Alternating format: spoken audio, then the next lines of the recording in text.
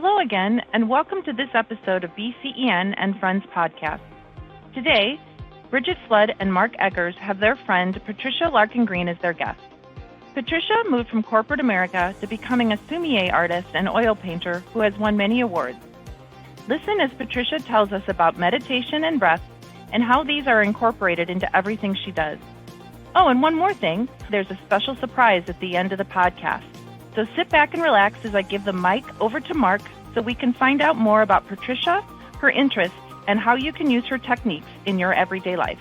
Hello, and welcome to the BCEN and Friends podcast, where we hold interesting conversations about learning with a range of thought leaders, BCEN certification holders, and industry professionals. But most importantly, to create value and insight for you, our professional nurses across the emergency spectrum. We hope you find our discussions interesting, informative, sometimes funny, sometimes serious, but always valuable. I'm Mark Eggers, Manager for Education and Technology Services at BCEN, and one of your hosts for today. I'm joined by my co-host, Brigid Flood, Director of Strategy and Operations at BCEN. Hi, Brigid. Hey, Mark. How are you? I'm good, thank you. So, Brigid, in this episode of BCEN and Friends, we have Patricia Larkin-Green to talk about meditation and breath. And to our audience, just want to let you know that at the end of this podcast, we have something special just for you that we've never done before on BCN and Friends. Brigid, could you please introduce our BCN friend, Patricia? I'd love to. So Patricia Larkin-Green is a renowned sumi-e artist, which is a form of Asian ink painting, and an oil painter who has won numerous awards for her work, including the prestigious Special Cultural Award from the China New Ink Painting Institute Art Museum in Beijing, and the second grand prize from the Jade Buddha Temple in AnShan City, China. Patricia was first introduced to sumi-e at the School of the Art Institute of Chicago by the late Madeleine Stanley-Jossem. She continues her studies under the international Zen Master Shozo Sato and Master calligrapher Hekiun sensei. Retired now from a very successful career spanning over 25 years in corporate America as a vice president for JP Morgan Chase and multiple positions at GE Capital. She now teaches painting at the Japanese Cultural Center, Chicago Botanic Gardens, Mill Street Art Center, and Morton Arboretum. She was invited and inducted as a premier member of the International Chinese Calligraphic Art and Ink Painter Society, serving as the North American Exhibition Coordinator.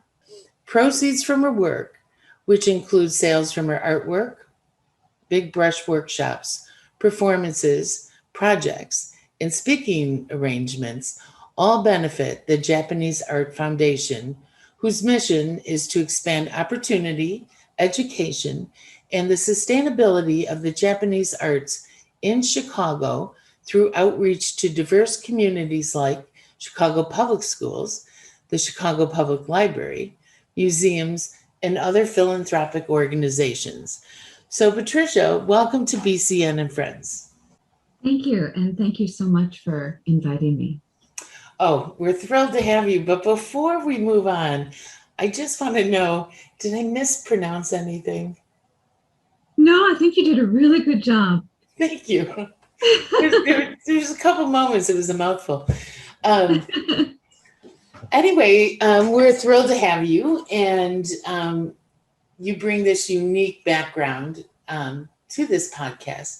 So we're going to start out by asking you a couple questions. And Mark, I think you have the first one. I do. And Brigid, very impressed by how you read all that. Very good. Very good. So Patricia, as Brigid said, welcome. We're glad to have you here today. My first question to you is, so tell us a little bit about yourself. How did you go from working a successful career in corporate America to today becoming an award-winning artist specializing into what you are now doing today? Well, that's a great question. About over 25 years ago, I was having dinner with my younger sister and her boyfriend and my husband, and we were all talking about our dreams and passions. My sister wanted to be a fashion designer, her boyfriend a photographer, and my husband a woodworker. And then they all looked at me, paused, and said, "Oh, and you could be our business manager." And it wasn't my jaw that dropped, it was my heart, because here were the people closest to me, and they didn't even remember or recognize my passions and dreams because I had successfully buried them inside me. So over the years, I had created a hybrid of techniques from corporate America, like Six Sigma, which that's when I was at GE, I earned what's called a black belt in Six Sigma, which is basically a set of techniques for process improvement, with the distinction in that it includes this feedback loop for continuous improvement. And this process helps me define what I want to achieve or create, right? And how to adapt and fine tune it when something unexpected happens. And I still use that to this day. So every year I create a list of what's most important to me, including what I want to learn and do. And then I prioritize my time and schedule it in making dates with my goals and desires. And then quarterly, approximately, I check in and reevaluate how I'm doing. Well, you can imagine that this process was great in corporate America. It helped me to be a top performer in corporate America. However, my goals and desires personally were never really included. But by including them, this helped change my process a bit. And that helps keep me focused on what's most rewarding to me personally. So for example, I value education. So I always make sure I've got money and time in my budget for learning. And I sought out the best teachers I could study with. And now, like after that dinner conversation and event, instead of targeting being the top performer in my department at work, I started to incorporate and focus on learning something like a new technique, creating a body of work. And now today it's like painting with absolute concentration, capturing the spirit or essence of a subject, which, sumi-e is about the process of creating. And that resonated with me right away. So I hope that answers your question. It does, yes. Thank you. Brigid, what other things would you like to ask Patricia? I've got a bunch of questions. So, you transitioned from this corporate being to this artistic being, and you went to sumi-e painting, and you spoke a little bit about what that meant to you. But my understanding, and I guess in all open communication here, I actually took a course from Patricia online of sumi-e painting. And there's a lot of meditation, breathing, and yoga that's important to that art. And do you want to explain a little bit about that component of painting and how they intersect? Oh, yeah, sure. Absolutely. So for me, breathing, meditation, and yoga are important to art because that helps to free me up physically and mentally to create. And the style of painting I do is sometimes translated as one breath, one stroke, with each brush stroke is a painting. Practicing breath exercises, meditation, and yoga helps train me to be completely in the moment so I can put everything into each brushstroke. Nature, which is a very important part of this art form, nature doesn't wait for you. And much of this painting is seasonal and ephemeral. So drawing and painting increases your awareness and can teach you how to really see or observe nature. So it's important to be able, at a moment's notice, to be fully present. Because once those cherry blossoms swirl away in the wind, you can't go back the next day and check it out again, right? In order to capture it, as it is, you have to fully grasp the essence. And so breath work, meditation, yoga, they're all training of the mind and body to be able to empty, the mind of noise and distractions, and to be completely present or be completely lost in the wonder and beauty of a moment. So this art form, sumi-e, it's considered to be a practice, which is another way of preparing by repeating an activity to improve a skill. We practice or rehearse so that when the moment comes, the stakes might be a little bit higher. I might be doing a demonstration, I might be doing a performance. Maybe I'm painting with permanent ink on a beautiful handmade piece of paper. And then my muscle memory kicks in, and I'm able to just simply capture the moment. And so the authenticity is the point of this art form. That's pretty amazing. And I think this is going to lead me into my next question, which is about who our listeners are, which are these nurses who are working in emergency departments or trauma centers. And, in normal times, their lives are hectic. It's fast paced. They have to be active and in the moment. And over the last year or so, it's just increased dramatically. And, now we're all looking at, how do we support these nurses and how do they support themselves in their daily lives in terms of self-care so they can walk in. And I'd like to ask you the question of what advice would you have for these nurses using breath or meditation in their daily lives? Because not everyone wants to be or can be an artist. Mm-hmm. But I do believe some of these skills that you're talking about that you incorporate into art can be incorporated in their daily practice, which would be, if they could find a couple minutes somewhere. And if you could talk about that. Oh, absolutely. That's a great question. And I understand that completely. When I was working full time, I traveled weekly and wanted nothing more than to just have more time. I mean, I never thought I had time to meditate or do anything that I really enjoyed. And there were so many important things I had to do. And it always seemed like such a luxury. And if someone told me that they meditated every day, I would have been kind of suspicious. And then at one point, I stumbled across the term active meditation. And I thought, oh, that's it. Active meditation is about moving your body daily to ensure that you're able to be mentally and emotionally present, confident, live peacefully as a work in progress. So you don't need to sit on a special cushion and light a candle, although that could be nice, right? But once I realized that just taking 3 quality deep breaths, just that alone could impact me positively, I started to see all sorts of places I could fit that in.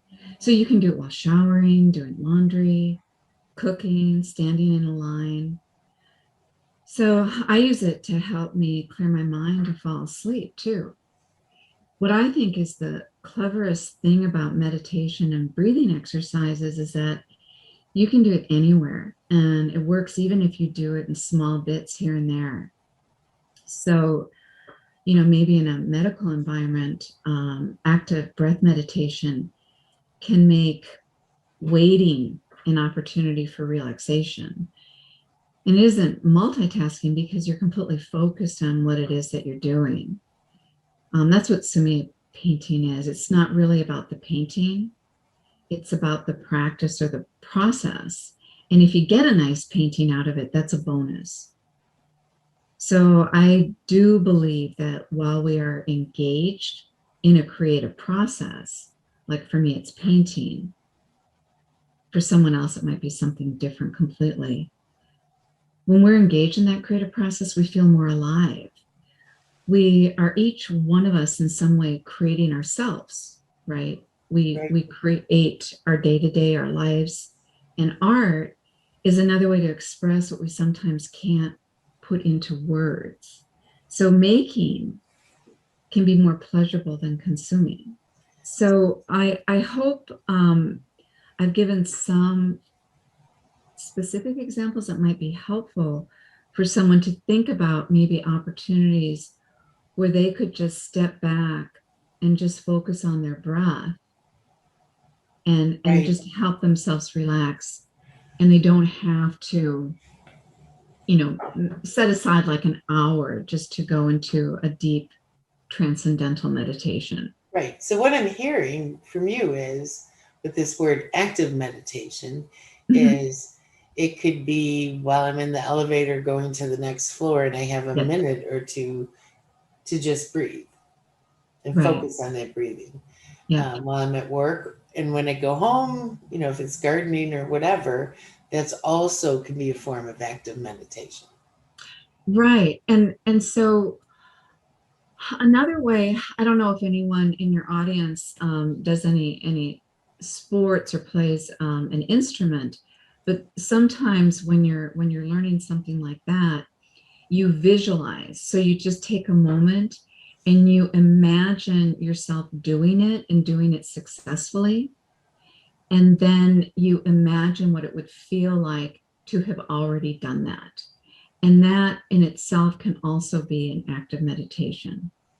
That's great. And I think active meditation will be a form of self-care that will help, these nurses who are just under such great demand lately to take better care of themselves. And it can be in short little spurts. So I really appreciate that answer, Patricia. So I think we're reaching the point where it's our rapid fire questions. Ooh. And I think, Mark's going to start first and I'll finish with my last rapid fire. I was meditating here, so I'm ready. Okay. So Patricia, you've been in the corporate world, you do yoga, meditation, breathing, artists, all this, but if you weren't doing these things, say you weren't doing any of these, what do you think you would be doing now if it was any of those? This is a beautiful question because to me, it opens possibility. I continually ask myself this question, as I was explaining how I set my goals, every year and check onto them every quarter. And so I love what I'm doing now. But if there was anything I'd rather be doing, I'd start to open up ways to incorporate that. Like I'd still be creating something, like maybe music. Oh, interesting. Yeah. So in the arts, which is good, very good. Excellent. Patricia, let me ask you this one now. And you can answer 1, 2, or 3 of these. What's your favorite book, movie, and or song that inspires you? Well, hi, I'm one of those people that want all of the above. Good. So for a book, recently I read this book called Into the Magic Shop by Dr. James Doty, and it's just fabulous. It's one of those books that I've been giving as gifts to people. And for a movie, there's this trilogy. It's called the Apu Trilogy by Satyajit Ray. I hope I pronounce that correctly. Or Amelie. And then a song, Imagine by John Lennon. Great. All good choices. All good. Thank you. Great. Brigid, what question would you like to ask? So, we know about your body of work as an artist, your prior life to that, but tell us a little bit about if you have any other hobbies or interests. Oh yeah, I've got quite a few. So gardening, music, as I said, I sing, play the guitar and piano, and travel, poetry, sewing, and watching movies. Oh, that is quite a few. Yeah. That's great. I guess travel was a little limited this last year. Mm-hmm. Yeah. But I think you had plenty other hobbies to fall back on. Yeah, I just engaged my imagination for that one. Yeah, there you go. So I want to talk a little bit about if people are interested in finding you. I know your website is www.patricialarkingreen.com. If our audience would like to follow you online, what other social media platforms are you on?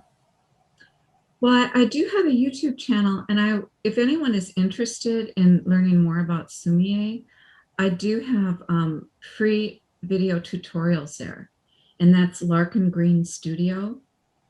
And I also have some of my big brush performances there too.